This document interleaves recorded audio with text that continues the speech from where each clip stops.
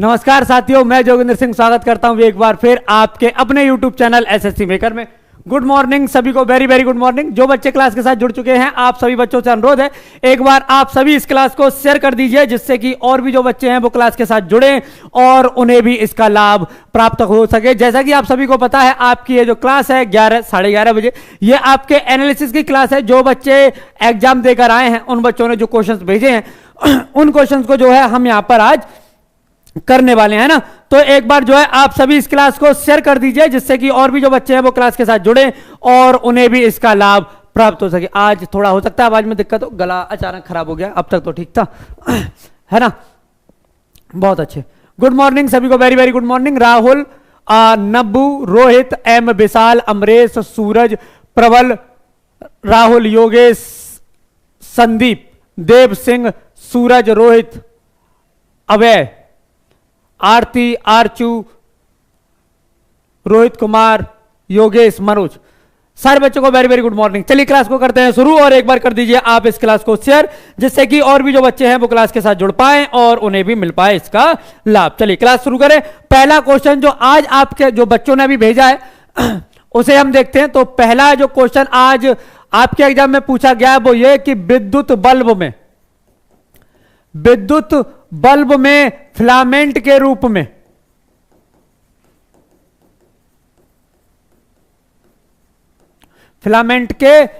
में किसका प्रयोग किया जाता है? किसका प्रयोग किया जाता है ये आपको बताना है। बताओ जरा क्या हो जाएगा इसका सही जवाब। किसका प्रयोग जो है ये किया जाता है किसमें? अगर बात करें विद्युत बल्ब के फिलामेंट के रूप की अगर हम बात करते हैं तो बताइए फटाफट से क्या होगा। बहुत बढ़िया,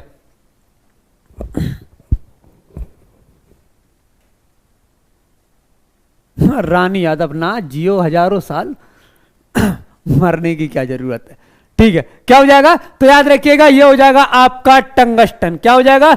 ये हो जाएगा टंगस्टन। क्यों टंगस्टन का जो है प्रयोग करते हैं? तो टंगस्टन का प्रयोग करने का एक कारण जो है वो है इसका जो गलनांक है ये उच्च होता है। क्या होता है?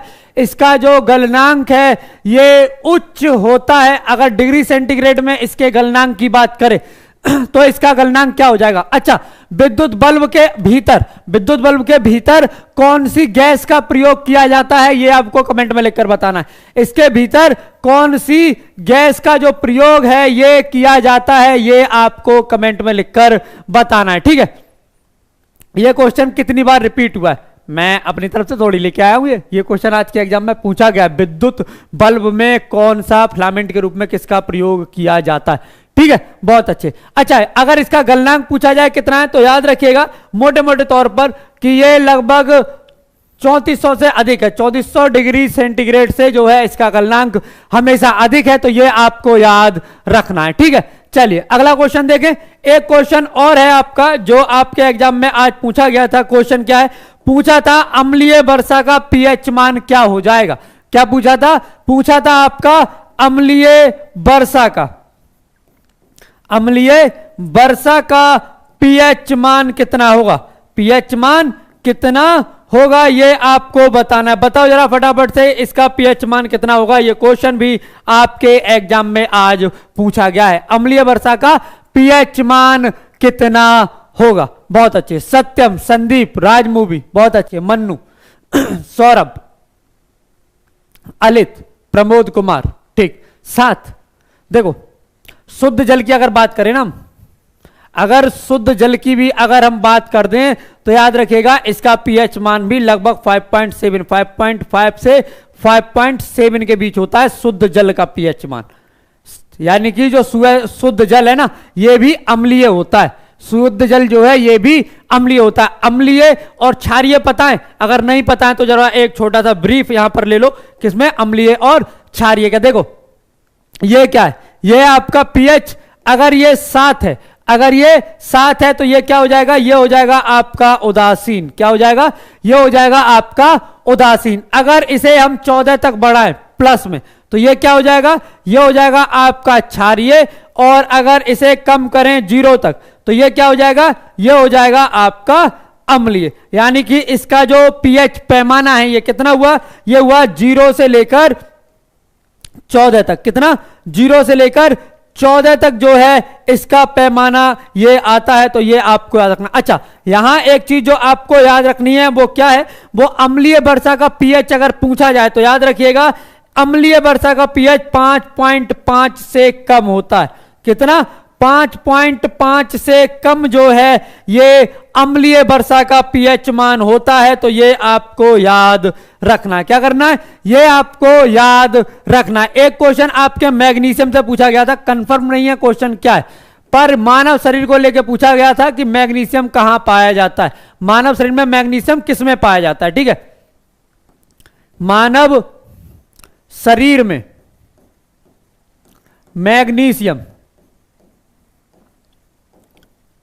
किस में पाया जाता है?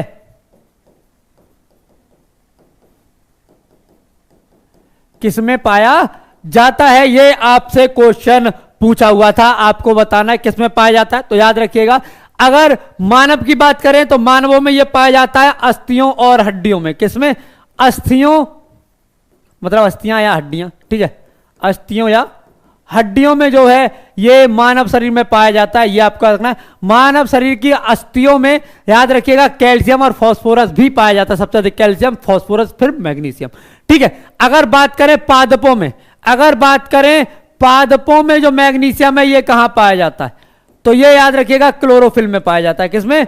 क्लोरोफिल में जो है ये पाया जाता है, तो ये आपको याद रखना है। इसे आपको याद रखना है, भूलिएगा बिल्कुल मत। मुझे लगता है शायद अक्टूबर तक चलने वाला है आपका एग्जाम, मतलब लास्ट सितंबर तक, शायद कंफर्म नहीं है पर मैं कह सकता हूं कि इतना तक चलना है। उसके आगे कंफर्म देखते हैं कब तक या कहां तक है। ठीक है, अच्छा एक क्वेश्चन जो आपका, अगला क्वेश्चन जो आपका पूछा गया है, क्वेश्चन था आपका हाई कोर्ट रिट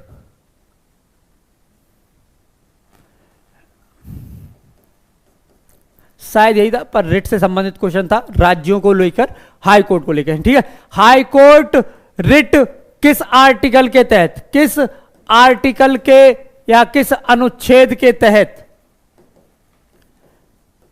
अंतर्गत जारी करता है? कल कराया है मैंने क्वेश्चन, ये फिर से कल शाम की अगर क्लास आपने ली हो, सुबह की भी ली हो, दोनों बार जो है मैंने ये क्वेश्चन कल ही कराया है, क्योंकि आपके एग्जाम में ये क्वेश्चन पूछा गया है। ठीक है, बढ़िया बढ़िया।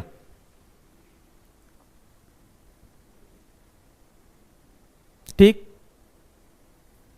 और इस क्लास को एक बार आप सभी शेयर जरूर कर दीजिएगा, जिससे कि और भी बच्चे जो है वो क्लास के साथ जुड़े। दोनों पूछे गए थे तो दोनों बता दूंगा। देखो याद रखना, ये क्या हो जाएगा, ये हो जाएगा आपका आर्टिकल 226। क्या हो जाएगा? ये हो जाएगा आपका आर्टिकल 226। तो ये आपको याद रखना है। यहां जो आपको याद रखना है वो ये कितने प्रकार की रिट, 5 प्रकार की रिट जारी करती है, और आर्टिकल 226 के तहत ये अधिकार जो है हाई कोर्ट को दिया गया है। ठीक, सेम याद रखिएगा सुप्रीम कोर्ट, किसके बारे में? सुप्रीम कोर्ट के बारे में याद रखिएगा। सुप्रीम कोर्ट भी आप जा सकते हैं अगर आपके मौलिक अधिकारों का उल्लंघन हो। किस आर्टिकल के तहत? तो याद रखिएगा आर्टिकल 32 के तहत। किसके तहत? आर्टिकल 32 के तहत। तो यह आपको याद रखना है। और यहां भी 5 प्रकार की रिट जो है सुप्रीम कोर्ट जारी करता है। ठीक है, तो यह आपको याद रखना है। देखो सुप्रीम कोर्ट जा सकता है का क्या मतलब होता है? मतलब यह है कि अगर कोई भी मुकदमा होता है तो सबसे पहले डिस्ट्रिक्ट कोर्ट में चलता है, फिर हाई कोर्ट, और फिर सुप्रीम कोर्ट जाते हैं। डायरेक्ट सुप्रीम कोर्ट उस मुकदमे को लेकर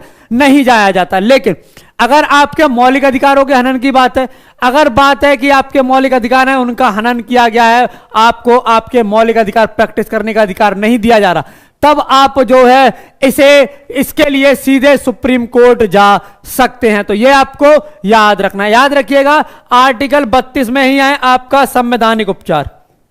कल आपसे क्वेश्चन पूछा गया था कि जो संवैधानिक उपचार है ये आपके किस तरह आपके लिए काम करता है। याद रखिएगा संवैधानिक उपचार। तो याद रखिएगा इसके तहत 5 प्रकार की रिटें हैं, और जिसके लिए आप सुप्रीम कोर्ट जा सकते हैं अगर आपके मौलिक अधिकारों का हनन होता है। इसी को याद रखिएगा डॉक्टर भीमराव अंबेडकर, किसने? डॉक्टर भीमराव अंबेडकर ने जो है इसे क्या कहा है? इसे कहा गया है संविधान की आत्मा। क्या कहा है?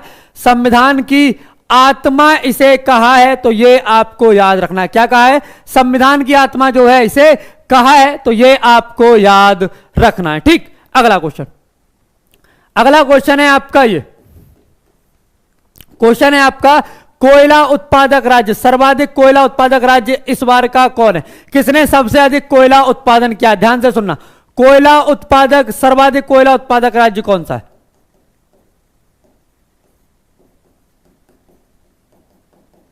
कोयला उत्पादक राज्य कौन सा है? अगर हम बात करें ईयर 2021-22 की, अगर बात करें 2021-22 की, तब जो है क्या हो जाएगा ये आपको बता। अच्छा एक बात बताओ, प्रस्तावना को संविधान की आत्मा किसने कहा है? प्रस्तावना को संविधान की आत्मा किसने कहा है? ध्यान से सुनो क्वेश्चन। सबसे अधिक भंडार हैं कोयला के, सबसे अधिक भंडार किसके पास हैं? कोयला के सबसे अधिक भंडार,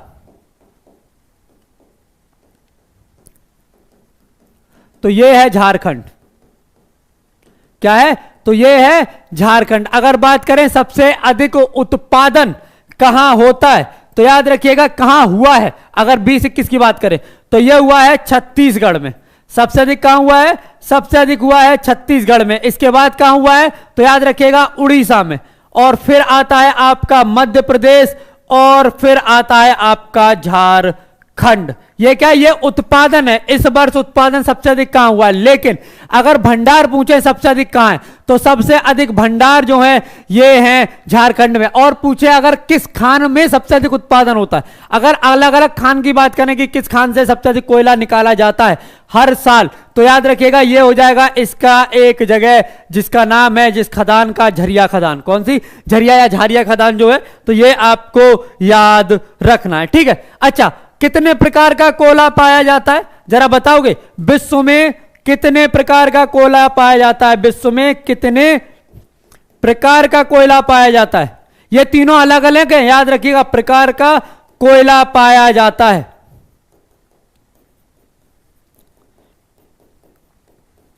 सबसे बेस्ट कोयला कौन सा होता है, ये आपको कमेंट में लिखकर बताना है। बताओ जरा क्या हो जाएगा? समझ में आ गया? ये समझ में आया कि नहीं? अगर समझ में आ गया तो कमेंट में लिखकर बताओ हाँ समझ में आ गया। नहीं समझ में आया तो दोबारा समझाया जा सकता है। अगर ये समझ में आ गया, ये सबसे अधिक उत्पादन किस राज्य ने किया है, सबसे अधिक भंडार किस राज्य में है, और अगर देखा जाए तो सबसे अधिक कोयला किस खदान से, सिर्फ एक स्पेसिफिक खदानों की बात की जाए, मध्य झारखंड में कई खदानें हैं, मध्य प्रदेश में है, छत्तीसगढ़ में है, उड़ीसा में बहुत सी खदानें। अब इन खदानों को एक एक पर्टिकुलर देखा जाए तो सबसे अधिक कोयला कहां से निकाला जाता है, तो झारिया से निकाला जाता है। तो ये आपको याद रखना है। कितने प्रकार के कोयला पाए जाते हैं, तो इन्हें आप ABLP यानी कि ABCD के क्रम में रख सकते हैं। जो सबसे पहले आता है, फिर उसके बाद, फिर उसके बाद, फिर उसके बाद। जो सबसे पहले आता है वो सबसे शुद्ध है, उसके बाद उससे कम, फिर उससे कम, और फिर से कम। ठीक है। ए से हो जाएगा आपका एंथ्रेसाइट। क्या हो जाएगा?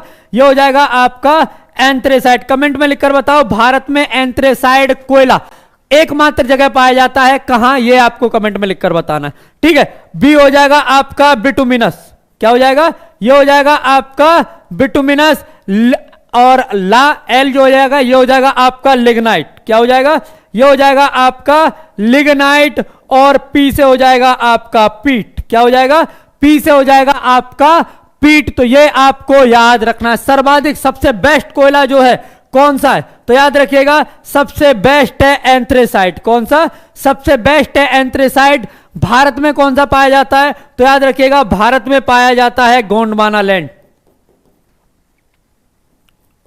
गोंडवाना लैंड से संबंधित कोयला यानी गोंडवाना कोयला, यानी कि कौन सा, तो याद रखिएगा बिटुमिनस।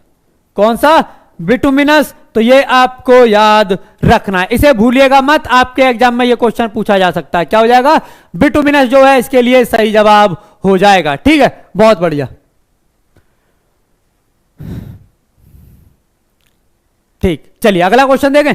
अगला क्वेश्चन आपका क्या है? क्वेश्चन जो एक और आपसे पूछा गया है। अच्छा एक बात बताओ, गोंडवाना लैंड से क्या मतलब है? अगर आपसे पूछा जाए गोंडवाना लैंड का अर्थ क्या हो जाएगा, तब आप क्या जवाब देंगे, ये आपको कमेंट में लिखना। बताओ जरा, गोंडवाना लैंड का क्या अर्थ हो जाएगा? बताओ फटाफट से। बहुत बढ़िया।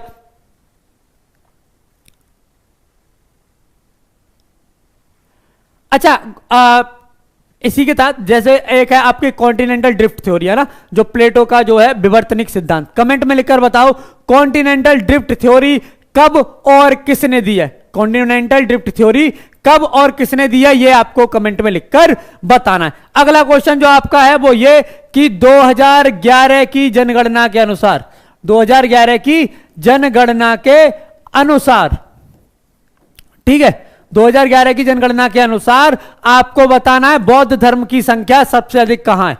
बौद्ध धर्म की संख्या, बौद्ध धर्म के अनुयायी सर्वाधिक किस राज्य से संबंधित है, सर्वाधिक किस राज्य से संबंधित हैं।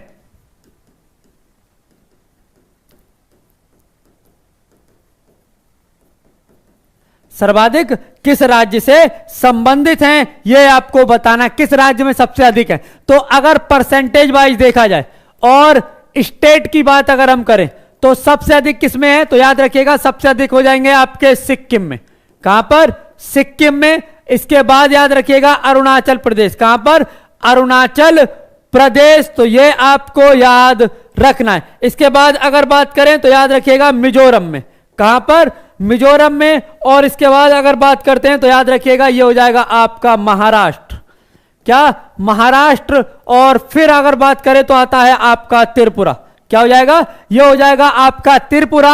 और इसके बाद आता है आपका हिमाचल प्रदेश, क्या आ जाएगा, ये हो जाएगा आपका हिमाचल प्रदेश। अगर परसेंटेज वाइज बात करेंगे किसमें कितनी जनसंख्या प्रतिशत में है, अगर बात करें तो ये राज्य है प्रतिशत में।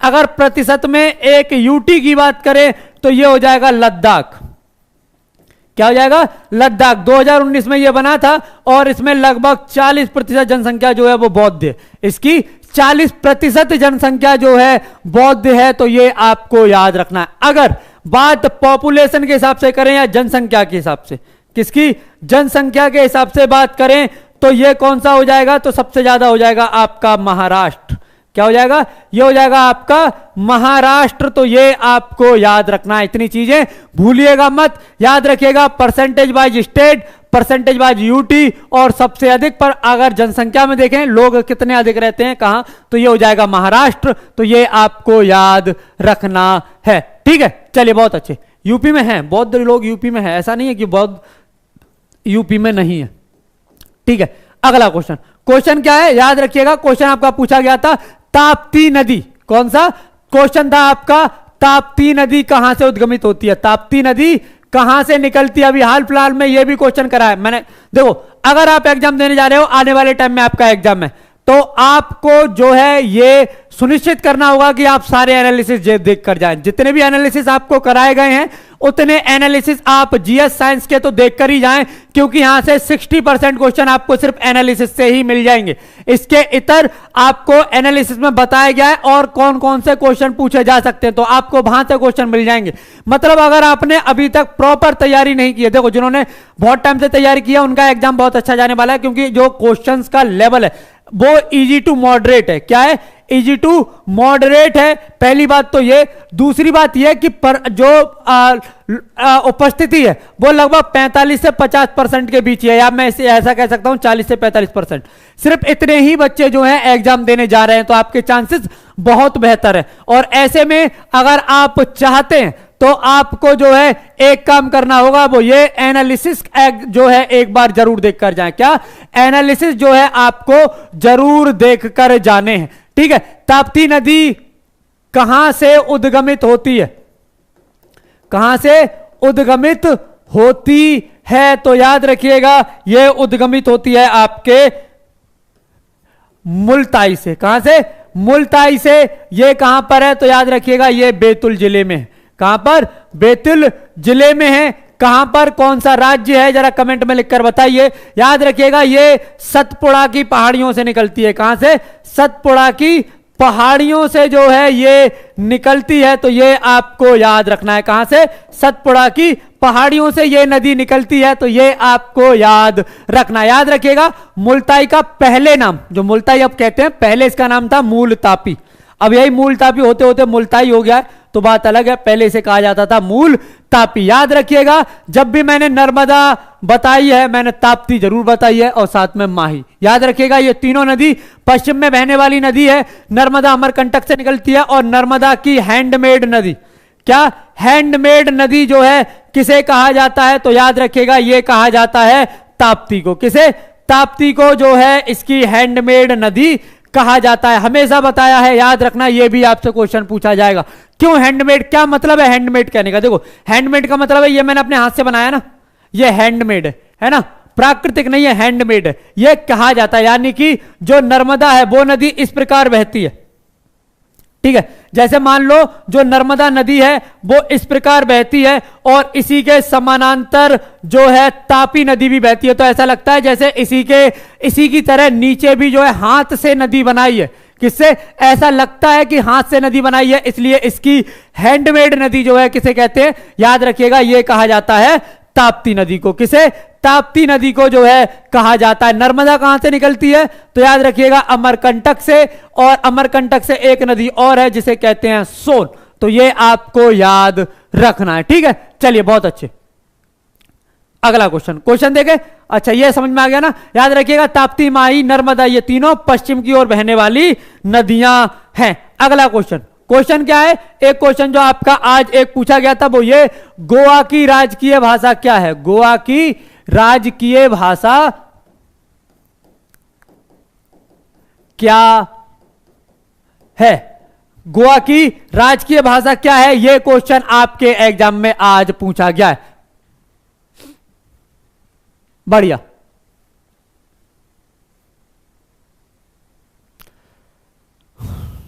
ठीक। एक बार इस क्लास को आप सभी शेयर जरूर कर दीजिएगा। क्या करना है? एक बार आप सभी को इस क्लास को शेयर और आप सभी को इसे लाइक करना है। क्या करना है? लाइक और शेयर आप सभी को एक बार इस क्लास को जरूर जो है करना है, ठीक है। बहुत अच्छे। क्या हो जाएगा? तो याद रखिएगा इसकी जो भाषा है ये हो जाएगी कोंकणी। क्या हो जाएगा? ये हो जाएगी कोंकणी। तो ये आपको याद रखना है।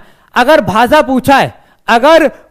पूछा है तो याद रखिएगा यहां आपसे जो है पूछ सकता है राजकीय पक्षी। क्या पूछ सकता है?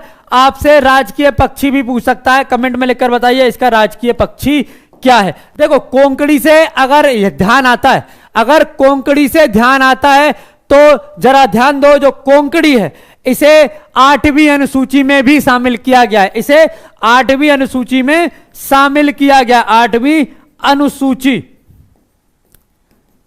में शामिल किया गया है। ये क्या है? ये 22 भाषाएं हैं भारत की, ठीक है।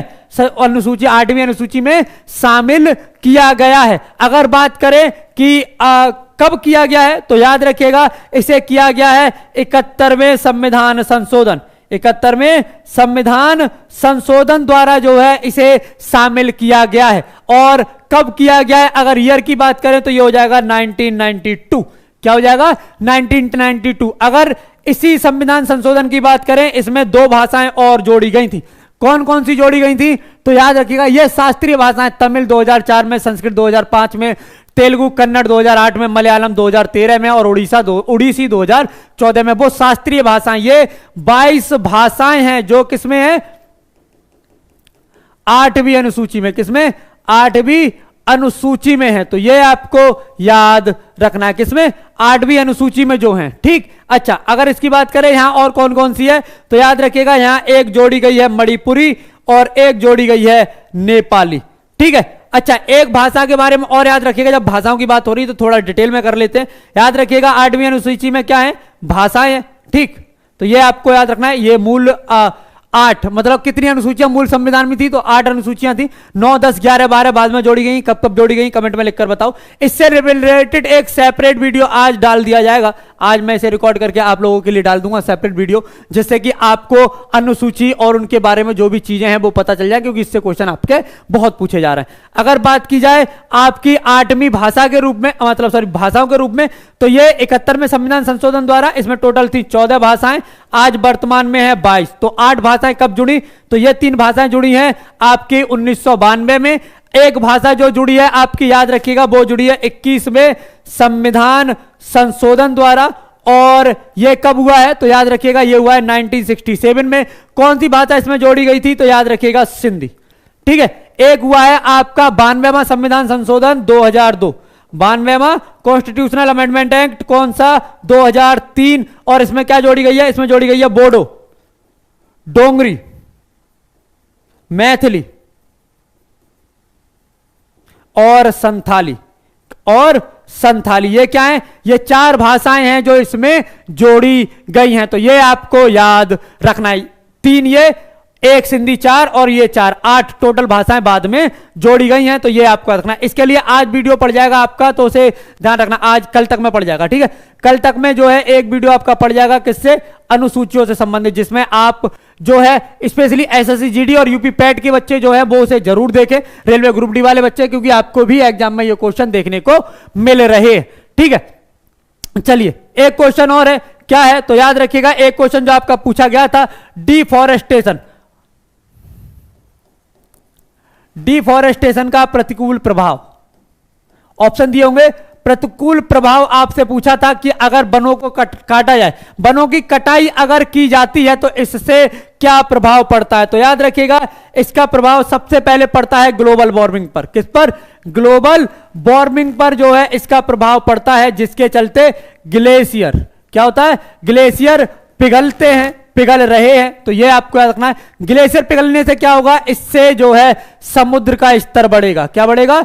समुद्र का स्तर बढ़ेगा, ये आपको याद रखना है। समुद्र का स्तर बढ़ने से क्या होगा? तो जितने भी तटीय क्षेत्र हैं, जितने भी तटीय क्षेत्र हैं, जैसे मान लो इंडोनेशिया का जो पूरा एक है ना, सिंगापुर वगैरह के जो और पास के क्षेत्र है, मालदीव है ना, अंडमान निकोबार है, मुंबई है, और जो हमारे भारत के ये जो हैं, ये जो तटीय क्षेत्र है यहां से ये जितने भी यहां तक तटीय क्षेत्र हैं, इनके डूबने की आशंका बढ़ जाती है। अगर जल स्तर बढ़ेगा तो धीरे धीरे ये भी डूबने की आशंका जो है बढ़ जाती है। कहते हैं कि अगर जल स्तर बढ़ा कुछ समय में, जिस तरह से बढ़ रहा है, जिस तरह से ग्लोबल वार्मिंग बढ़ रही है, एक समय आएगा कि दिल्ली जो है मुंबई जो है ये पानी में डूब जाएगा। जैसे एक तरह से द्वारका डूब गई ना एक समय के बाद गुजरात में, द्वारका समुद्र में डूब गई, ठीक उसी तरह से एक समय आएगा कि मुंबई भी जो है उसमें डूब जाएगी, ठीक है। इसका एक फर्क क्या पड़ता है? पेड़ के कटने से CO2 की मात्रा बढ़ती है। किसकी? CO2 की मात्रा बढ़ती है, और जिसके चलते जो है वैश्विक तापमान बढ़ता है। जिसके चलते क्या होता है? जिसके चलते वैश्विक तापमान बढ़ता है। अगर वैश्विक तापमान बढ़ेगा तो इसका असर फिर वही होगा, ग्लेशियर पिघलेंगे। क्या होगा? ग्लेशियर पिघलेंगे और बाकी की चीजें होंगी, तो ये आपको याद रखना। याद रखिएगा वनों की कटाई से एक नुकसान है आपका मृदा संरक्षण में। किसमें? मृदा अपरदन जो है अधिक होगा। क्या होगा? मृदा अपरदन जो है ये क्या होगा? मृदा अपरदन अधिक होगा अगर आप वनों को ज्यादा काटेंगे। इसीलिए कहते हैं ऑक्सीजन की कमी होगी, इसीलिए कहते हैं जितना हो सके उतना पेड़ लगाने की कोशिश कीजिए। आप जन्मदिन मनाते हैं, ठीक है, आप त्योहार बनाते हैं, ये मतलब ये हमारे हैं, करना चाहिए। साथ में एक ये भी प्रण लेना चाहिए कि जब भी आप कोई त्योहार बनाएं, जब भी आप जन्मदिन बनाएं, तो कम से कम 2 या 3 पेड़ तो आपको यकीनन लगाने हैं, और ऐसे लगाने हैं कि आप उनका पालन पोषण भी कर सकें। मतलब कुछ समय आप उन्हें देख सकें, उन्हें दे सकें समय, थोड़ा उनका प्रॉपर जो है उनका पालन पोषण कर सकें। जब वो बड़े हो जाए फिर उनके लिए या उस चीज की आपको जरूरत नहीं पड़ेगी, पर फिर भी अगर आप चाहें तो 2-3 पेड़ जो है अपने जन्मदिन पर जरूर लगाएं। और इस तरह से नहीं है कि लगा के छोड़ दिया ड्यूटी खत्म हो गई, नहीं, बिल्कुल इस तरह से कि पेड़ लगाओ और फिर उनका संरक्षण करो जब तक वो अपनी खुद के दम पर जो है ना बढ़ सके, ठीक है। तो ये आपको जरूर करना चाहिए, ठीक। अगला क्वेश्चन, एक क्वेश्चन जो आपका आया था वो था आपका ग्लूकोज का रासायनिक सूत्र। क्या पूछा था? पूछा था ग्लूकोज का रासायनिक सूत्र जो है ये आपसे पूछा था। रासायनिक सूत्र जो है ये आपसे पूछा था, इसका रासायनिक सूत्र जो है क्या हो जाएगा? किसका? ग्लूकोज का रासायनिक सूत्र क्या हो जाएगा ये आपको बताना है। कमेंट में लिखकर बताओ क्या हो जाएगा। तो तुम्हारे हिस्से की ऑक्सीजन भी फिर मैं ही ले लूं, तुम्हें क्या जरूरत है फिर ऑक्सीजन की?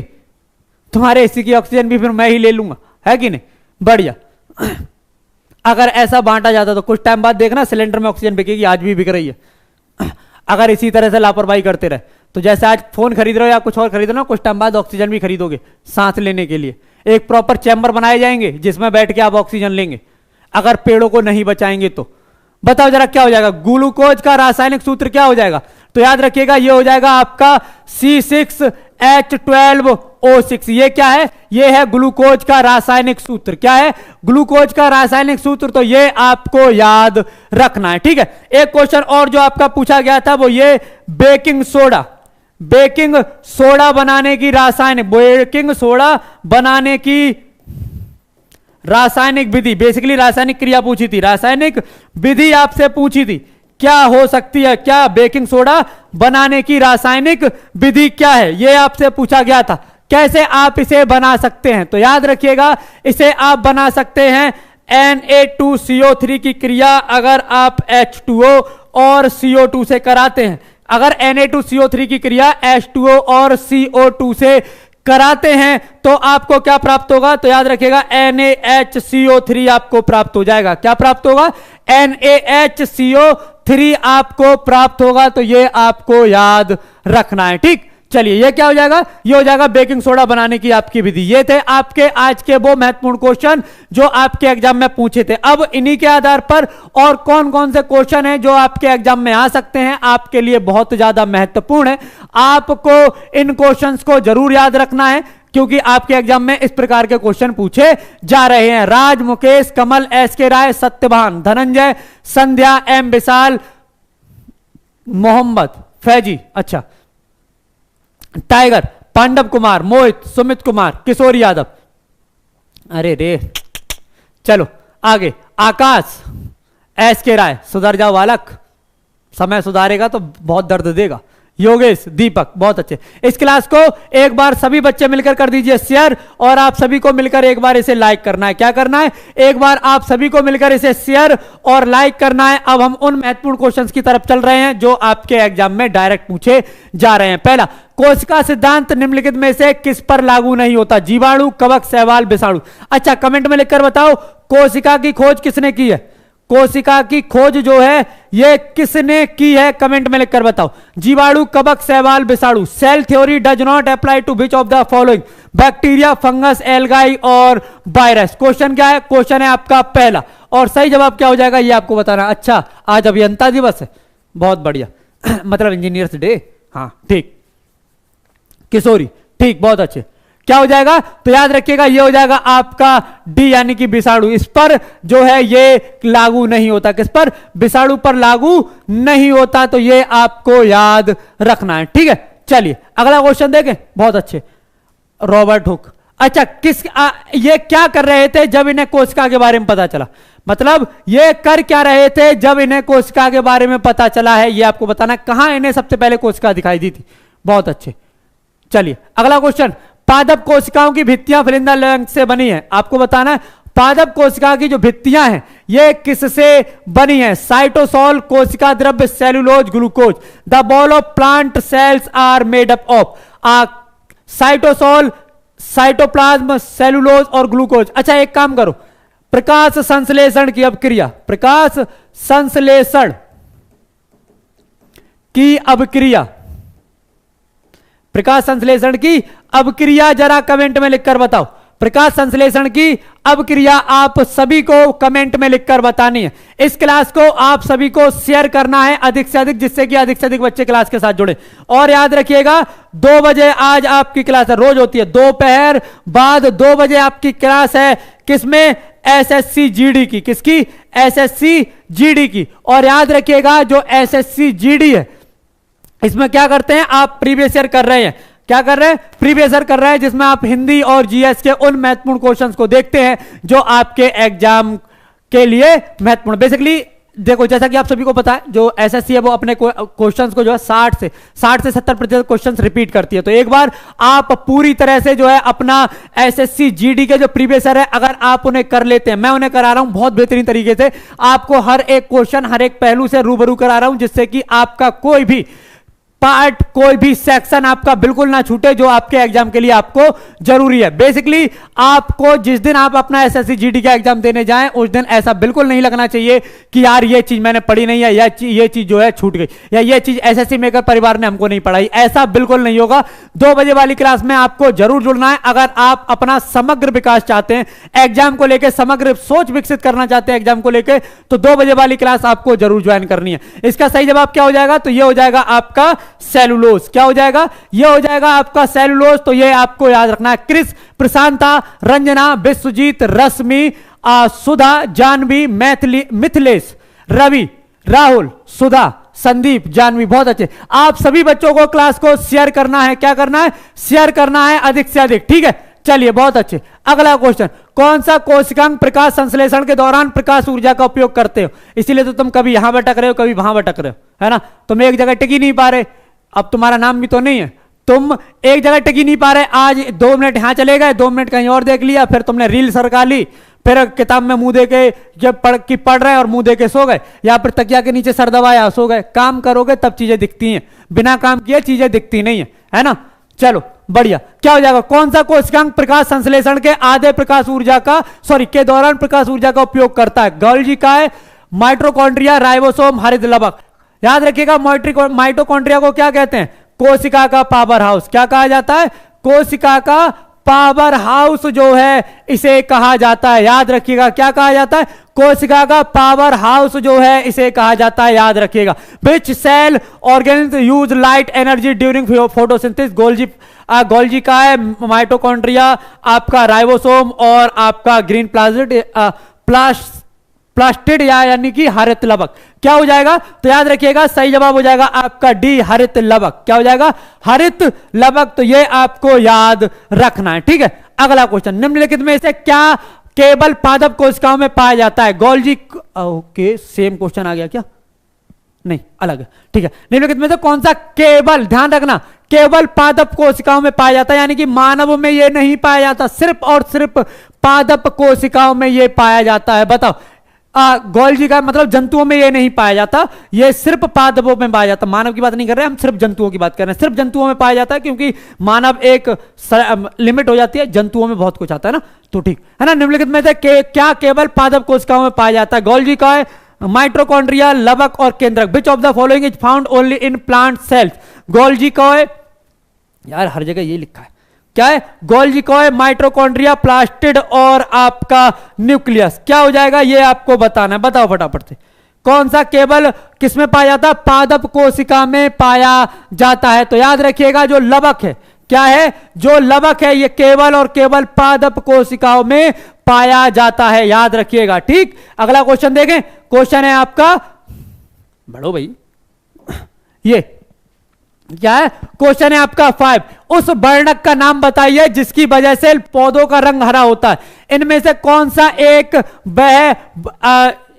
इनमें से किसकी उपस्थिति के कारण जो पौधों का रंग है वो क्या है? वो हरा होता है। अच्छा एक बात बताओ, एक लॉजिकली है, मतलब अगर आप बता सको तो, प्रकाश और क्लोरोफिल। क्या? प्रकाश और क्लोरोफिल, थोड़ा दिमाग पे जोड़ दोगे तो बता दोगे। ये बताओ, ये दोनों प्रकाश संश्लेषण की क्रिया में भाग लेते हैं या नहीं? ये भाग लेते हैं या नहीं लेते हैं, आपको बताना है। क्या क्लोरोफिल और प्रकाश दोनों प्रकाश संश्लेषण की क्रिया में भाग लेते हैं या नहीं लेते हैं, ये आपको बताना है। उस वर्णक का नाम बताइए जिसकी वजह से पौधों का रंग हरा होता है। Carotenoid, chlorophyll, thiamine, actin. Name the pigment due to which of the colour of plants is green. Which the colour of plant is green. ये आपका कैरोटेनॉइड, क्लोरोफिल, थायमिन और एक्टिन। क्वेश्चन है आपका 5 और आपके लिए बहुत ज्यादा जरूरी है। बताओ जरा क्या हो जाएगा? क्वेश्चन है आपका 5, सही जवाब क्या हो जाएगा? तो याद रखिएगा, ये हो जाएगा आपका बी, क्लोरोफिल। भाग नहीं लेते, अगर नहीं लेते तो फिर ये करते क्या है वहां? भाग नहीं लेते तो क्या सिर्फ उपस्थित रहते हैं? तो हां याद रखना, इनकी उपस्थिति में ही, इनकी उपस्थिति आवश्यक है, ये भाग नहीं लेते। ठीक। अगला, किस कोशिकांग को कोशिका का मास्टर कहा जाता है? इनमें से किस कोशिकांग को कोशिका का मास्टर कहा जाता है? Which cell organelle is called the master of the cell? Endoplasmic reticulum, mitochondria, nucleus और नाभिक। यह आपको बताना। अच्छा कमेंट में लिखकर बताओ, एक क्वेश्चन हाल फिलहाल में ही आपसे पूछा गया है। आत्महत्या की थैली किसे कहते हैं? आत्महत्या की थैली किसे कहते हैं? आरबीसी का कब्रिस्तान अभी तक आपसे नहीं पूछा गया है, पर मुझे यकीन है बहुत जल्दी आपसे पूछ लेगा। क्वेश्चन क्या है? क्वेश्चन है आपका 6 और सही जवाब क्या हो जाएगा ये आपको बताना है। ठीक,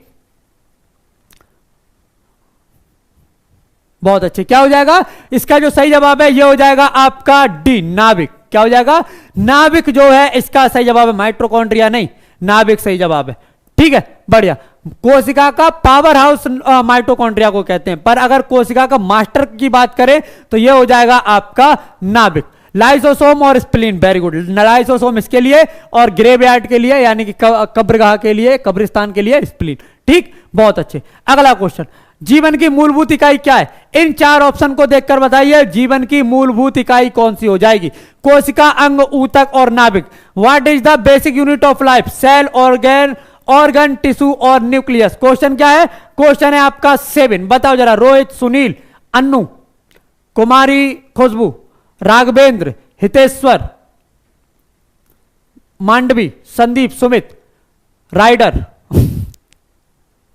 नीलम। बहुत अच्छे, याद रखिएगा आप सभी इस क्लास को शेयर जरूर कीजिएगा। क्या करना है? आप सभी को इसे शेयर जरूर करना है, साथ में आपको इसे लाइक करना है। तो लाइक शेयर आपको जरूर करना है, तो ये से भूलना नहीं है। क्या हो जाएगा? तो ये हो जाएगा आपका एक कोशिका। जीवन की मूलभूत इकाई क्या है? ये है आपका कोशिका। ठीक है, अच्छा अगर बात करें जीवन के ब्लूप्रिंट की, किसकी अगर बात करते हैं यहां पर आपके जीवन के ब्लूप्रिंट की, तब क्या हो जाएगा? जीवन का ब्लूप्रिंट, जीवन का ब्लूप्रिंट किसे कहा जाता है? जीवन का ब्लूप्रिंट क्या होता है, किसे कहते हैं? कमेंट में लिखकर बताओ। ऊतक क्या है? ऊतक आपने सुने होंगे, है ना? ऊतक आपने सुना होगा, आपको बताना क्या है। टिश्यू क्या है, यह आपको बताना है। वे कोशिकाएं जो मूल रूप से समान होती हैं परंतु दिखने और कार्य करने में भिन्न होती हैं। ठीक है, वे कोशिकाएं जो मूल रूप से भिन्न होती हैं परंतु दिखने और कार्य करने में समान होती हैं। वे कोशिकाएं जो मूल रूप से दिखने में और कार्य करने में दोनों में भिन्न होती हैं। वे कोशिकाएं जो मूल रूप से दिखने में और कार्य करने में समान होती हैं। आपको बताना है ऊतक के लिए सही जवाब क्या हो जाएगा। अगर बात करें मानव जीवन के डीएनए की, तो याद रखिएगा जीवन का डीएनए जीवन का ब्लूप्रिंट होता है डीएनए। यह क्वेश्चन भी आपके लिए महत्वपूर्ण है, पूछ सकता है। क्या है? महत्वपूर्ण है और आपसे पूछ सकता है। यादव जी बहुत अच्छे, ब्रजेश कुमार पूजी, सुमित कुमार, रामेश, अविनाश, अंकित, सुमित, पूरन, बहुत अच्छे। आप सभी को इस क्लास को शेयर करना है। क्या करना है? आप सभी को इस क्लास को शेयर करना है जिससे कि और भी बच्चे क्लास के साथ जुड़े। इसका सही जवाब क्या हो जाएगा? वे कोशिकाएं जो दिखने में भी एक जैसी होती हैं और कार्य करने में भी समान होती हैं, उन्हें कहते हैं ऊतक। जो दिखने में एक जैसी हो और काम करने में भी एक समान हो। ठीक है, अगला क्वेश्चन याद रखिएगा। एसएससी जीडी की क्लास आपकी 2 बजे चल रही है। कब चल रही है?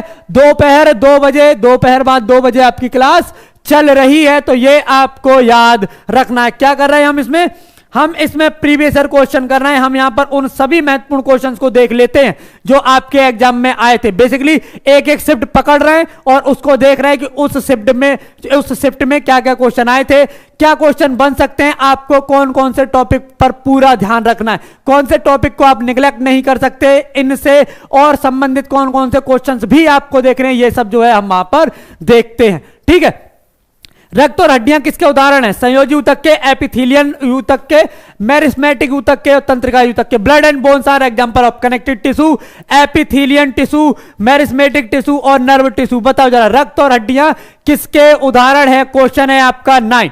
आपको बताना है सही जवाब क्या हो जाएगा। ठीक,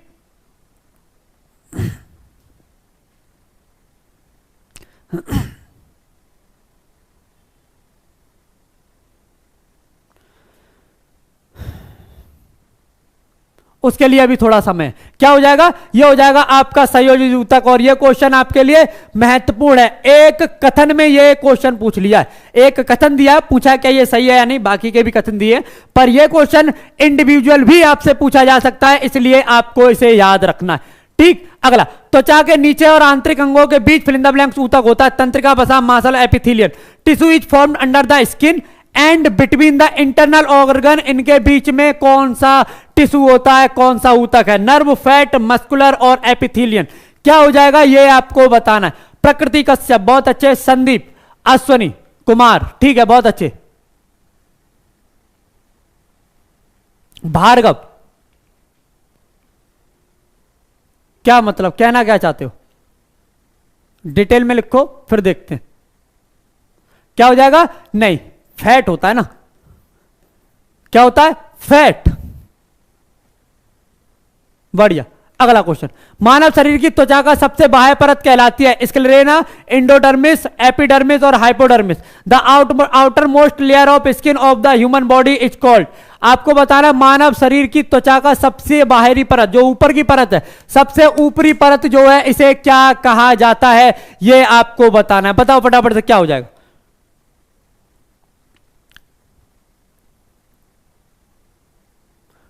अच्छा, प्रश्न नंबर 10 आज के पेपर में पूछा गया था ये। अच्छा, बढ़िया। मतलब किसी ने बताया नहीं था, पूछा गया। मैं इसे आज एज ए इंपॉर्टेंट क्वेश्चन कराने वाला था, एक दिन पहले ही एग्जाम में आ गया। कोई नहीं, मुझे कल लेके आना चाहिए था, है ना। चलो बताओ जरा, क्वेश्चन क्या है? क्वेश्चन है आपका 11। सही जवाब क्या हो जाएगा ये आपको बताना है। क्वेश्चन है आपका, मानव शरीर की त्वचा का सबसे बाह्य परत कहलाती है स्क्लेरेना, एंडोडर्मिस, एपिडर्मिस और hypodermis. The outer most layer of skin of the human body is called. Question क्या है? क्वेश्चन है आपका 11 और सही जवाब जो है क्या हो जाएगा ये आपको बताना है। बताओ जल्दी से। सबसे ऊपर की जो परत है इसे क्या बोलते हैं? इसे बोलते हैं एपिडर्मिस। क्या बोलते हैं? इसे कहा जाता है आपका एपिडर्मिस। तो ये आपको याद रखना है, क्या कहा जाता है? एपिडर्मिस जो है इसे कहा जाता है। अगला, निम्नलिखित में से किसके अणुओं के बीच आकर्षण बल अधिक है? इनमें से कौन से वो अणु हैं जिनके बीच आकर्षण बल सबसे अधिक है? ठीक है, प्लाज्मा, गैस, द्रव, ठोस। विच of the following molecules have maximum force of attraction? Liquid, gas, plasma और सॉलिड। अगर आपसे पूछा जाए जो पदार्थ है इसकी कितनी अवस्थाएं हैं, पदार्थ की कितनी अवस्थाएं हैं, कमेंट में लिखकर बताओ कितनी अवस्थाएं हैं। ये यकीनन क्वेश्चन पूछाएगा आपसे। और कौन कौन सी हैं ये भी बताना है, कितनी अवस्थाएं हैं और कौन कौन सी हैं ये आपको बताना है। बताओ फटाफट, निम्न में से किसके अणुओं के बीच आकर्षण बल अधिक है? प्लाज्मा, गैस, द्रव, ठोस। विच of the following molecules have maximum force of attraction? तो ये क्या हो जाएगा? 5 होते हैं। बहुत अच्छे, पदार्थ की अवस्थाएं 5 हैं। अब बता दो जरा कौन सी? 4 तो यही है, 4 मत लिखना, जो बची है 5वीं वो लिखना। ठीक है, क्या हो जाएगा? ये हो जाएगा आपका ठोस। क्या हो जाएगा? ठोस में जो आकर्षण बल है वो सबसे अधिक है। इससे कम किस में? तो यह द्रव में। इससे कम हो जाएगा आपका प्लाज्मा में। सबसे कम किस में होता है? तो याद रखिएगा गैस में। ठीक, तो ये आपको याद रखना है। अगला, फिल इन द ब्लैंक्स में विसरण अधिक तीव्रता से होता है। कौन सा एक है जिसमें विसरण सबसे अधिक तीव्रता से होता है ये आपको बताना है। बताओ जरा, बढ़िया। बोस आइंस्टाइन, हाँ मतलब एक बोस आइंस्टाइन एक अवस्था, ठीक है। हाँ, 5वीं अवस्था वही है। बहुत बढ़िया। दीपक यादव, बहुत अच्छे। और भी बच्चों ने जवाब दिए थे, उनके नाम मैं भूल गया, मतलब भूल गया, जल्दी से निकल गए। अजीत कुमार, बहुत अच्छे। एक है सुमित कुमार 1993, बहुत बढ़िया। दीपक सुल, बहुत अच्छे।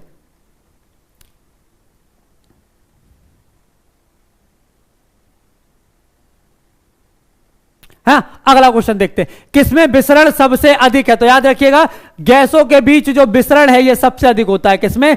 गैसों में जो विसरण है ये सबसे अधिक होता है। निम्नलिखित में से कौन सा भौतिक पदार्थ परिवर्तन नहीं है? देखो, भौतिक परिवर्तन एक बहुत ही सिंपल से एग्जांपल से समझ सकते हैं। भौतिक परिवर्तन क्या होता है? भौतिक परिवर्तन में अगर कोई पदार्थ अपनी अवस्था को चेंज करता है ना, तो वापस से उसे पुनः उस अवस्था में लेकर आया जा सकता है। लेकिन केमिकल के साथ दिक्कत यह है, केमिकल चेंज के साथ, कि जब वो चेंज करता है तो वापस से उसी अवस्था में लेके आना भारी काम हो जाता है। और एक सबसे सिंपल उदाहरण जो मैंने हमेशा दिया है इसके लिए, क्योंकि इससे बेहतर उदाहरण मुझे लगता नहीं है जिससे कि आप रासायनिक और भौतिक परिवर्तन को समझ सकते हैं। तो देखो, अगर बर्फ है, अगर इसे आप पिघलाएंगे, गर्म करेंगे तो इसकी अवस्था बदल जाएगी और यह हो जाएगा पानी।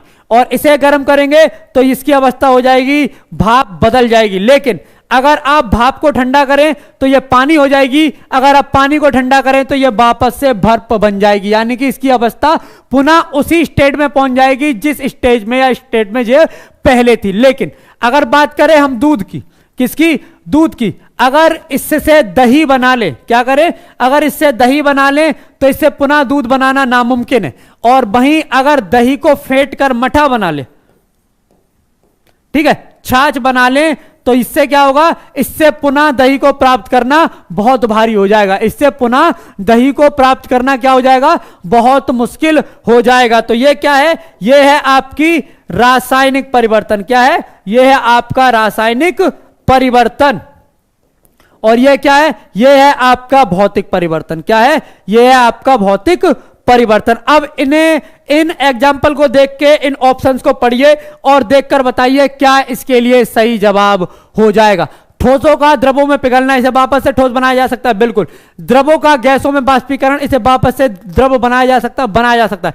पदार्थों का किण्वन, यह बिल्कुल सही हो जाएगा। गैसों को द्रव में पिघलना, तो द्रवों को वापस से गैस में किया जा सकता है। पर पदार्थ का अगर किण्वन हो जाता है, अगर उसका फर्मेंटेशन हो जाता है, तो इसे वापस से उसी अवस्था में नहीं लेकर जाया जा सकता। तो ये आपको याद रखना है। अगला, इनमें से कौन सा एक रासायनिक परिवर्तन है? एक भौतिक परिवर्तन का देख लिया, एक रासायनिक परिवर्तन का देख लो। मक्खन का खट्टा होना, चलो। एक प्लेटिनम तार का गर्म होना, CO2 से सूखी बर्फ बनाना, लोहे का चुंबकीकरण। Which of the following is a chemical change? क्या लगता है इसमें कौन सा एक केमिकल चेंज है? तो याद रखिएगा, ये जो मक्खन जो खट्टा हुआ, ये क्या है? ये केमिकल चेंज है। वापस से उसे उसी अवस्था में नहीं लेके जाया जा सकता। अगला, निम्न में से एक अधातुओं का भौतिक गुण नहीं है। आपको बताना है इनमें से कौन सा एक अधातुओं का भौतिक गुण नहीं है। कौन सा एक है जो अधातुओं का भौतिक गुण नहीं है? मतलब अधातुएं, अच्छा कमेंट में लिखकर बताओगे अधातुएं किन किन अवस्था में पाई जाती हैं। बेसिकली अभी अगर आपको इतना ही पता है तो इस क्वेश्चन का आंसर आप दे पाएंगे, है ना। विच of the following is not a physical property of non metals, exist only in the solid state, non malleable and ductile, poor conductor of heat and electricity, low melting point and boiling point? क्या लगता है अधातुओं का भौतिक गुण नहीं है? तो याद रखिएगा ये केवल ठोस अवस्था में पाई जाती है, ये गलत है। अधातुएं टोटल 27 अधातुएं हैं जो ज्ञात है, और ये जो अधातुएं हैं, ये किस में पाई जाती हैं? ये ठोस में पाई जाती हैं, ये द्रव में भी पाई जाती हैं, और ये गैस में भी पाई जाती हैं। ये तीनों अवस्थाओं में पाई जाने वाली क्या है? तीनों अवस्था में ये पाई जाती है। तो ये आपको याद रखना है। क्या हो जाएगा? ये हो जाएगा आपका ए। बाकी आघात वर्धनीयता इसमें नहीं होती, बिल्कुल सही है। तन्यता है, ये बिल्कुल सही है। ऊष्मा और विद्युत के कुचालक हैं, ठीक है। निम्न गलनांक और क्वथनांक होता है, तो ये भी बिल्कुल सही है। अगला क्वेश्चन, लोहे को कठोर और मजबूत बनाने के लिए निम्न में क्या बनाया जाता है? जो लोहा है उसे कठोर बनाना है, आपको बताना है कि उसके लिए क्या मिलाया जाता है। सोडियम, तांबा, कार्बन और जस्ता। Which of the following is mixed to make iron hard and strong? Zinc, copper, carbon, sodium. लोहे को कठोर और मजबूत बनाने के लिए निम्न में से क्या मिलाया जाता है? क्वेश्चन है आपका 17। बढ़िया। क्या मिलाते हैं जिससे कि जो लोहा है वो कठोर हो सके?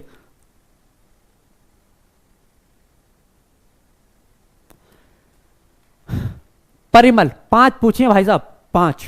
तुम 4 ही बता रहे हो जो ऑप्शंस में, 5 में एक और है ना। क्या हो जाएगा? ये हो जाएगा आपका सी, यानी कि कार्बन। क्या हो जाएगा? ये हो जाएगा कार्बन। तो ये आपको याद रखना है। अगला, भार की एसआई इकाई क्या है? What is the SI unit of weight? भार की एसआई इकाई क्या है? Kilogram, newton, gram, dyne. मतलब ये डाइन है, वो डायन नहीं है, डाइन है, ठीक। अच्छा, भार की एसआई इकाई क्या है ये आपको बताना है। क्वेश्चन है आपका 18। बताओ जरा। बहुत अच्छे। और आप सभी को इस क्लास को शेयर जरूर करना है। क्या करना है? आप सभी को इसे शेयर और लाइक जरूर करना है। तो ज्यादा से ज्यादा शेयर कीजिए, अधिक से अधिक आपको इसे लाइक करना है। ज्यादा से ज्यादा शेयर और अधिक से अधिक आपको इसे लाइक करना है। रीना, विवेक, बहुत अच्छे। क्या हो जाएगा? तो याद रखिएगा, अगर बात करें भार की तो याद रखिए ये हो जाएगा आपका किलोग्राम। भार की बात कर रहे हैं हम, किसकी? भार की। न्यूटन किसकी एसआई इकाई है? कमेंट में लिखकर बताओ, न्यूटन किसकी एसआई इकाई है? किसकी एसआई इकाई है? बताओ जरा। बहुत से बच्चे न्यूटन इसका जवाब दे रहे होंगे। याद रखो, भार है, क्या है? वेट है, किसका? mg। वेट क्या होता है? यह द्रव्यमान और गुरुत्वाकर्षण का गुणनफल होता है। इसीलिए याद रखिएगा, कई बार आपके एग्जाम में पूछा जाता है भार कहां अधिकतम होगा। तो अगर अब विषुवत रेखा पर है तो भार क्या होगा? यहां पर गुरुत्वाकर्षण कम होता है। जैसे जैसे आप ऊपर की ओर जाते हैं गुरुत्वाकर्षण बढ़ता है। क्या होता है? गुरुत्वाकर्षण बढ़ता है। यानी कि अगर वेट की बात करें तो ये अधिकतम कहां होगा? जहां जी का मान अधिकतम होगा, यानी कि ये हो जाएगा आपका ध्रुव पर। सेम एक क्वेश्चन और है, सेम लॉजिक पर एक क्वेश्चन है, जरा बताओ। 2 चीजें हैं, एक है आपके पास भार और एक है आपके पास द्रव्यमान, ठीक है। देखो, जो भार है, अगर 60 के जो भार है 60 किलोग्राम भार जो है कहां पर है? अर्थ पर है। किस पर? अर्थ पर। तो मून पर, किस पर? मून पर जो है ये कितना हो जाएगा ये आपको बताना। अगर बात करें द्रव्यमान की, किसकी? द्रव्यमान की। अगर जो 60 केजी द्रव्यमान है आपका पृथ्वी पर, तो ये मून पर कितना हो जाएगा? कितना? मून पर कितना हो जाएगा ये आपको बताना है। और याद रखिएगा न्यूटन बल का ऐसा यूनिट है। ठीक है, चलिए, बहुत बढ़िया। ठीक,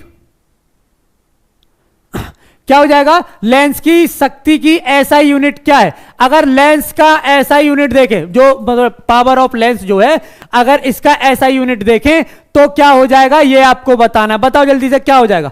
ठीक है, और क्लास को शेयर जरूर कीजिएगा जिससे कि और भी बच्चे जो हैं वो क्लास के साथ जुड़े। ठीक है, बहुत अच्छे। देखो, अगर भार की बात करें तो यह कितना हो जाएगा?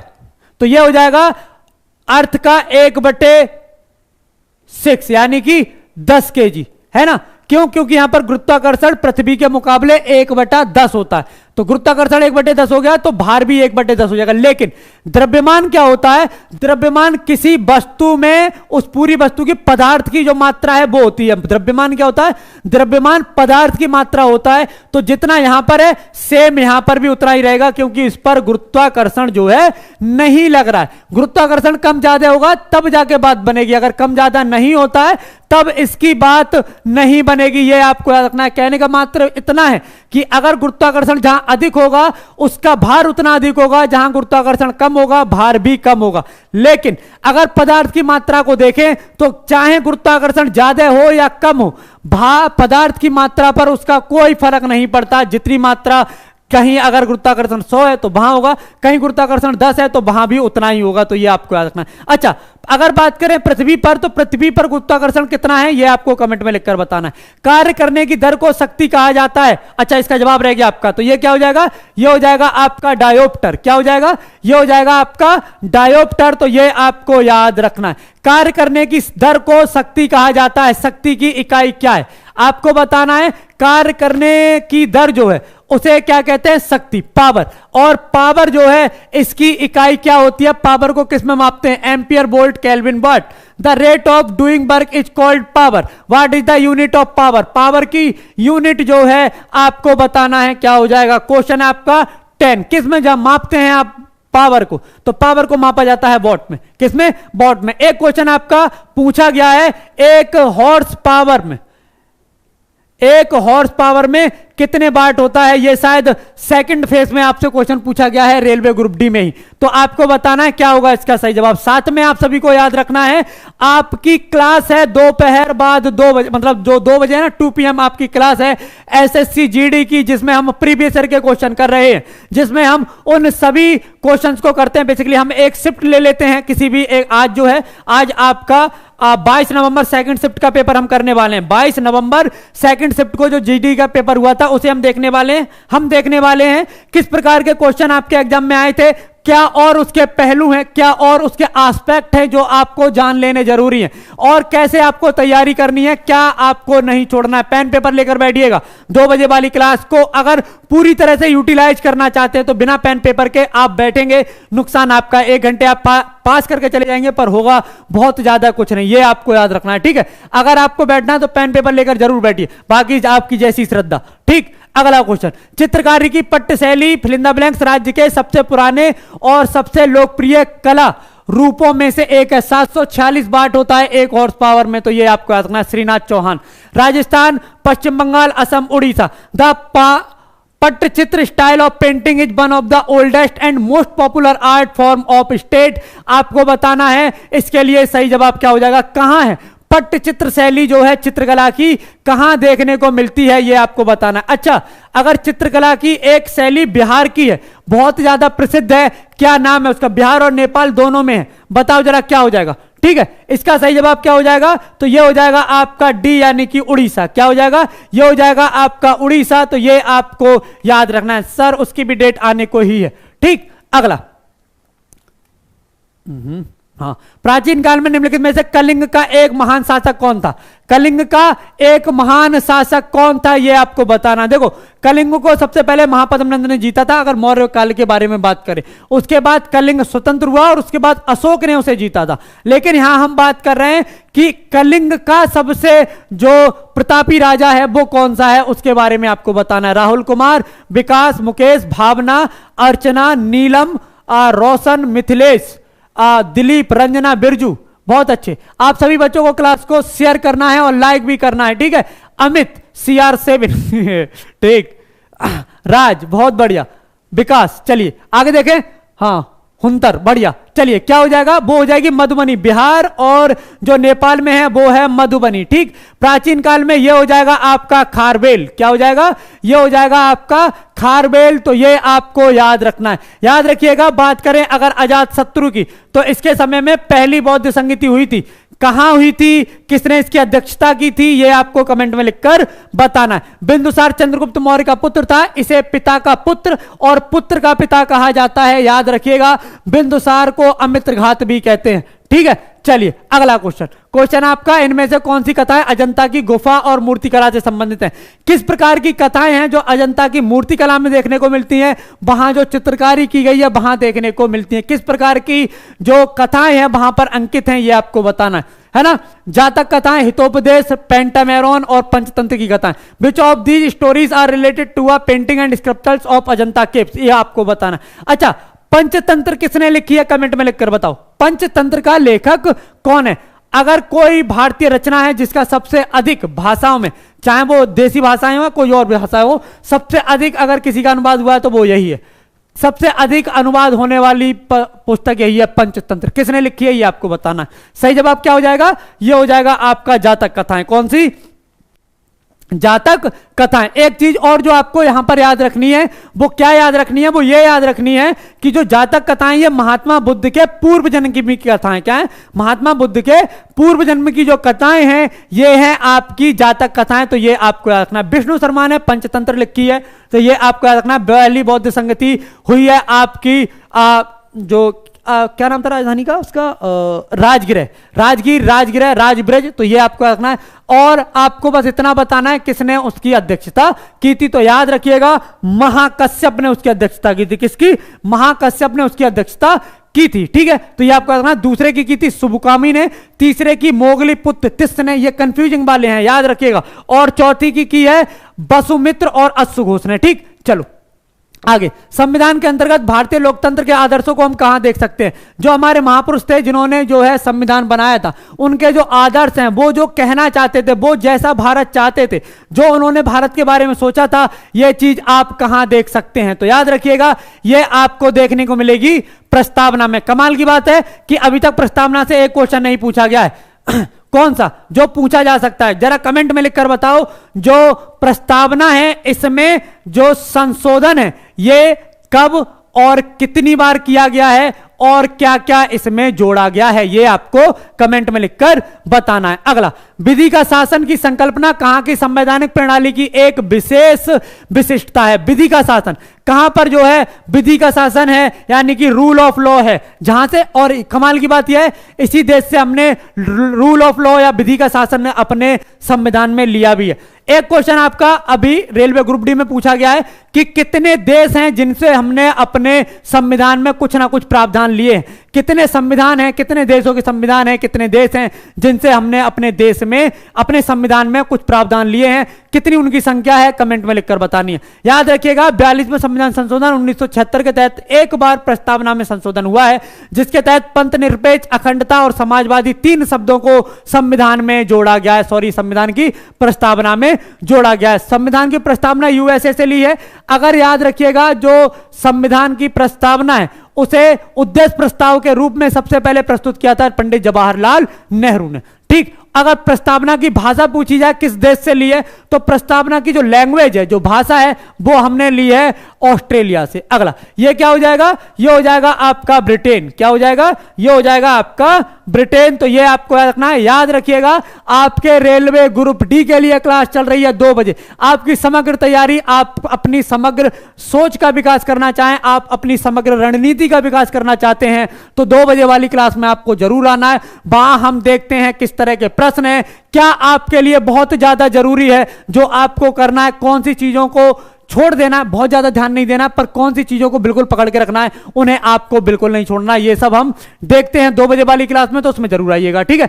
ये क्या हो जाएगा, ये हो जाएगा आपका ब्रिटेन। साथ में आपको एक चीज याद रखनी है, आपकी एक क्लास है सुबह 6 बजे करंट अफेयर की अश्विनी सर की, एक क्लास है आपकी सुबह 9 बजे गुलशन सर की मैथ की, एक क्लास है आपकी 11 बजे रेलवे ग्रुप डी के लिए जिसमें आप साइंस और जीएस करते हैं, मैं कराता हूं 11 बजे। एक क्लास है आपकी 2 बजे 2 PM, ये है आपके एसएससी जीडी की क्लास जिसमें आप हिंदी और जीएस के क्वेश्चंस करते हैं। बेसिकली आप यहां पर प्रीवियस ईयर कर रहे हैं। आज हम शायद 22 नवंबर सेकंड शिफ्ट के क्वेश्चंस को करने वाले हैं, तो ये आपको याद रखना है। एक क्लास है आपकी 4 बजे मैथ की गुलशन सर की, और एक क्लास है आपकी रात 8 बजे मैथ और रीजनिंग की अजय सर की। तो इन क्लासेस के साथ आपको जुड़ना है, ये रेगुलर क्लासेस हैं जो चलती हैं। आज एक क्लास आपकी 7 बजे भी होगी जिसमें जो है आप तीनों शिफ्ट के क्वेश्चंस को करेंगे। जो 3 शिफ्ट में आपके आज क्वेश्चंस हुए हैं, जो आए हैं, उन सभी क्वेश्चंस को जो है आज आप जो है 7 बजे जो आपकी क्लास होगी उसमें करेंगे। तो उस क्लास के साथ आपको जरूर जुड़ना। जिन बच्चों ने अभी तक क्लास को शेयर नहीं किया है तो वो बच्चे क्लास को शेयर कर दीजिए।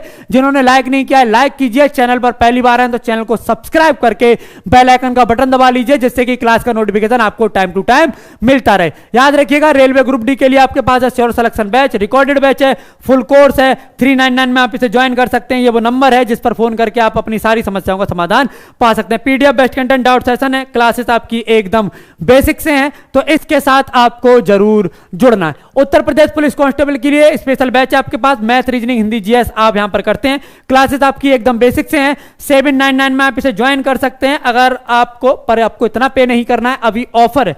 क्या है, अभी ऑफर है, तो आपको 399 में आप इसे ज्वाइन कर सकते हैं। यह वो नंबर है जिस पर फोन करके आप अपनी सारी समस्याओं का समाधान पा सकते हैं। Daily class, doubt session, best content, PDF notes और जो भी क्लासेस हैं एकदम जीरो लेवल से जो है आपको यहां पर चल रही हैं, तो इसे आप जो है जरूर ज्वाइन कर लीजिए। मैथ रीजनिंग की क्लास रोज रात 8 बजे एकदम बेसिक से होती है। आपके अपने अजय सर की ये क्लास है, बहुत ही महत्वपूर्ण क्लास है। अक्सर आपके एग्जाम में जो क्वेश्चंस देखने को मिलते हैं उन क्वेश्चंस को अजय सर अपने एग्जाम में कराते हैं। जो क्वेश्चंस आपके एग्जाम में आते हैं उन्हें अजय सर अपनी क्लास में कराते हैं। अजय सर बताते हैं कि जो क्वेश्चंस आपके आए हैं उन्हें आप बिना पेन पेपर के कैसे कर सकते हैं, कैसे आप उन सभी क्वेश्चंस को, क्या कहना चाहते हो जरा क्लियर बताओ ना, मतलब पूरी बात लिख दी, अब थोड़ा क्लियरली बताओ, है ना, तब तक सुनो जो मैं कह रहा हूं। वो ये कि मैथ रीजनिंग की क्लास में जो आपके जो एग्जाम में क्वेश्चन होते हैं ना उन्हें अजय सर कराते हैं, एकदम बेसिक से कैसे कर सकते हैं बताते हैं, तरीके बताते हैं, कैसे आप उन्हें बिना पेन पेपर के कर सकते हैं, कैसे ट्रिक लगा के आप उन्हें कम से कम समय में कर सकते हैं, अजय सर बताते हैं। साथ में अजय सर बताते हैं कि किस प्रकार के क्वेश्चन और आपके एग्जाम में आ सकते हैं, इनसे जुड़े हुए इनका स्तर क्या है, कैसे आप इन्हें टैकल कर सकते हैं, तो ये सभी अजय सर अपनी क्लास में बताते हैं। तो इस क्लास के साथ जुड़िएगा। ये कुछ लिंक हैं, जैसे ये है आपके ऐप का लिंक, इस पर क्लिक करके वीडियो के डिस्क्रिप्शन में, या आप प्ले स्टोर पर जाके, या एसएससी मेकर जिसमें आप अभी जिस चैट बॉक्स में आप है ना इसमें ऊपर पिन भी किया गया है, यहां से भी जो है आप इसे डाउनलोड कर सकते हैं। यहां daily quiz, mock test, important notes, e book और भी बहुत सी सुविधाएं देखने को आपको मिलती हैं। आप हमें इंस्टाग्राम, फेसबुक, ट्विटर पर फॉलो कर सकते हैं। जिन बच्चों ने हमें टेलीग्राम पर ज्वाइन नहीं किया है वो हमें टेलीग्राम पर जरूर ज्वाइन कर लें। आपकी हर क्लास को यहां शेयर किया जाता है जिससे कि कोई भी क्लास आपकी मिस ना हो। एक चीज और जो आपको यहां पर याद रखनी है वो ये कि कोई नया इनिशिएटिव या थॉट आपके साथ शेयर करना होता है तो यही करते हैं। इंफॉर्मेशन आपके एग्जाम, क्लास, ऐप से रिलेटेड आपको यहीं प्रोवाइड कराई जाती है, तो आपको इसे भी ज्वाइन कर लेना है, इसे भी आपको शेयर करना है जिससे कि और भी बच्चे इस चैनल को ज्वाइन कर सके, आपके यूट्यूब चैनल को। यह है आपके अपने परिवार एसएससी मेकर के यूट्यूब चैनल का लिंक, तो इसे आपको शेयर करना है। चैनल पर पहली बार आए तो चैनल को सब्सक्राइब करना है, बेल आइकन का बटन दबाना है जिससे कि क्लास का नोटिफिकेशन आपको टाइम टू टाइम मिलता रहे। क्लास को शेयर करना है, इसे लाइक करना है जिससे कि आप ये जो क्लास है ये और भी बच्चों तक पहुंच सके और वो भी जो है इसके जो और भी बच्चे ना वो भी क्लास के साथ जुड़ सके और उन्हें भी इसका लाभ हो। और हाँ, जब भी क्लास लिया करो तो पेन पेपर लेकर बैठा करो, कुछ भी नया मिल सकता है आपको क्लास में जो आपके एग्जाम के लिए जरूरी है और आपने शायद ना पढ़ा हो या आपको ध्यान ना रहे तो आप उसे लिख लीजिए कीजिए जिससे कि जो है रिवीजन करने में आसानी रहेगी। हंसते रहिए, मुस्कुराते रहिए, मोटिवेट रहिए, है ना, लोगों को मोटिवेट कीजिए भी, वैसे भी निराशा में कुछ रखा नहीं है, तो आशावान बनिए, है ना, और जितना हो सके पढ़ाई पर ध्यान दीजिए, जितना फोकस कर सकते हैं आप अपनी पढ़ाई पर, जितना समय आप अपनी पढ़ाई को दे सकते हैं उतना समय आपको अपनी पढ़ाई के लिए देना है। तो आज की क्लास के लिए इतना ही। 2 बजे वाली क्लास में जरूर मिलिएगा, जिसमें हम एसएससी जीडी के प्रीवियसर कर रहे हैं। आपको एसएससी जीडी की तैयारी कैसे करनी चाहिए, क्या आपको सावधानी रखनी है, ये सभी हम 2 बजे वाली क्लास में देखते हैं। तो आज की क्लास के लिए इतना ही। 2 बजे वाली क्लास में मिलिएगा, तब तक के लिए जय हिंद, जय भारत।